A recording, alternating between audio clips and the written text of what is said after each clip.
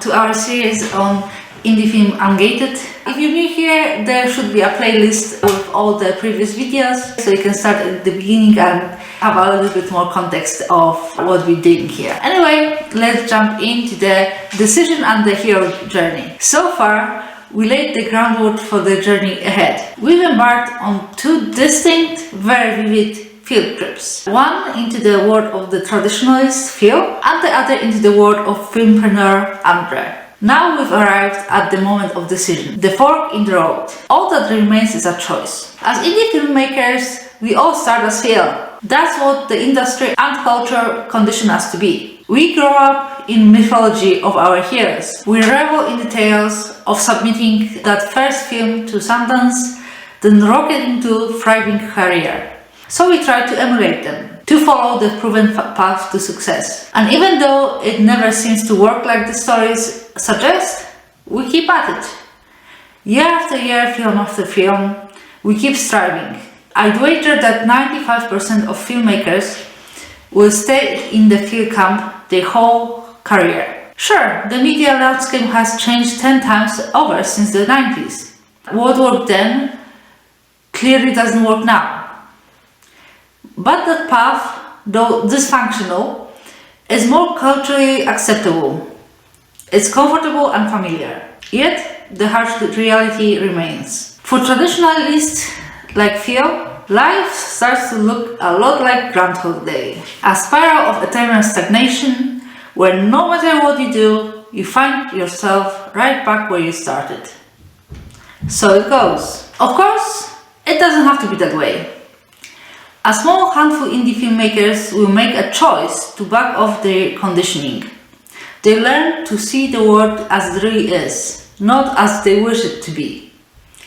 They develop new beliefs, new skills, and new models for success. And that's really what this channel is all about. Within those emails that Rob sent, there's mostly one of those paths to success, but I'm really curious about exploring more than just one. I will stay with one niche for most of it, but also branching out and trying different things. After this series will be over, we'll be moving to different ideas, and that's what we'll be exploring on this channel, apart from my progress on my own films and film career. They commit to the path of the filmpreneur. So that's I'm fully for, because filmmaking is a business. Even if you are being hired by studios, you are a contractor. You are not a paid employee of the studios most of the time. So you are your own business either way. But when you dream of creating your own movies, that's the only way, really. Unless you are a hobbyist, which is fair too. If you are able to keep the costs low or no cost at all, and if you do have time, it's a wonderful hobby. Or if you have money to spare, that's fine too. People spend money on hobbies, so you can spend money on films and not treat it as a business or a career. It's fine. Not everything you love has to be a career or a job. You don't have to earn money from your passion. But films are expensive, so it would be nice. I do treat my filmmaking right now more as a hobby than a career, because I'm still figuring out how to make it profitable. But my ambitions are high. I want to make epic fantasy movies, and they cost. So I'm giving myself a couple of years to figure out how to make the movie making bring money, so I can make those projects I really want to make. Like, of course, each project, each short film or feature film or web series I will need to be passionate enough to make them, because it still will be hard, but my true dream projects will cost millions. So yeah, I will need to figure out how to get them. But on the other hand, I think it's often very healthy to treat filmmaking as a hobby, especially when you are not making money on them, and give yourself the permission to just play with it. I often need to back off and say, okay, I'm not making money right now, I can't make those big movies anyway, I need to treat it as just a fun thing for me. That yes, I want to someday to be something else, but I really need to keep loving making movies. Because if I will treat it as too much of a profession and not seeing the results fast enough would make me disappointed in it and lose hope. And the one thing I really don't want to risk is losing fun in making movies. Because then what's the point of making it into career if you don't like it anymore? They commit to the path of the filmpreneur. It won't be easy, quick or comfortable. In fact, the opposite is true. The journey will test their fortitude at every step.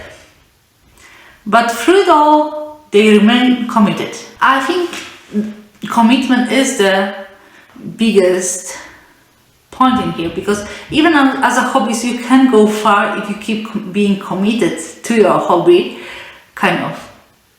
Like hobby is for fun, but like if you don't switch to different hobbies all the time, you will get really good at whatever hobby you choose. And commitment and building a habit of filmmaking into your life, I think, is the biggest way you can really guarantee your success, or at least getting really good at making movies. And slowly, piece by piece, they assemble thriving lives and business for themselves, doing work they love. Such is the choice we are all faced with. 5 years from now, you could be Phil or you could be Andre. The hero's journey is a useful model for many reasons. Sure, it can help us tell more resonant stories on screen, but it's also a philosophy for leading a rewarding life, full of challenge and growth. After all, our lives are but stories, and we only get one shot to make it a good one. My hope is that I've presented you with a clear, compelling call to adventure. Through these simple parables, you've been given a taste of the extraordinary world that lives on the other side of that call. You've also seen the ordinary world in a new, rather distressing light. All that remains is the choice. Take courageous step in the unknown, the unfamiliar, the uncomfortable, or retreat into the old, unfamiliar. This is your last chance. After this, there is no turning back. You take the blue pill, the story ends. You wake up in your bed and believe whatever you want to. You take the red pill, you stay in Wonderland. And I show you how deep the rabbit hole goes. I must warn you though, the filmpreneur path is not for everyone. In fact, it's not for most filmmakers. If the story of Andre didn't arouse a sense of possibility in you, if you're perfectly satisfied with the status quo, or if you detest marketing and entrepreneurship, this series isn't for you. And you should unsubscribe. Because the ideas coming your way in the film Ungated are not for the faint of heart. They challenge everything you think you know about the business of film. We'll spend just as much time unlearning as we do picking up new skills and ideas. But if you're committed to the path of filmpreneur, stick around. The best is yet to come. Let's see how deep the rabbit hole goes. Shall we? Rob call to adventure hardy. So if you have any thoughts on that, or if you are ready to commit to the filmpreneur path, let me know in the comments. I'm really looking forward to building a community here of like-minded filmmakers or explorative filmmakers at least. Indie film Ungated videos coming out every first Saturday of the month, and on each of the other Saturdays I'm just sharing my progress on my projects. See you in the next one!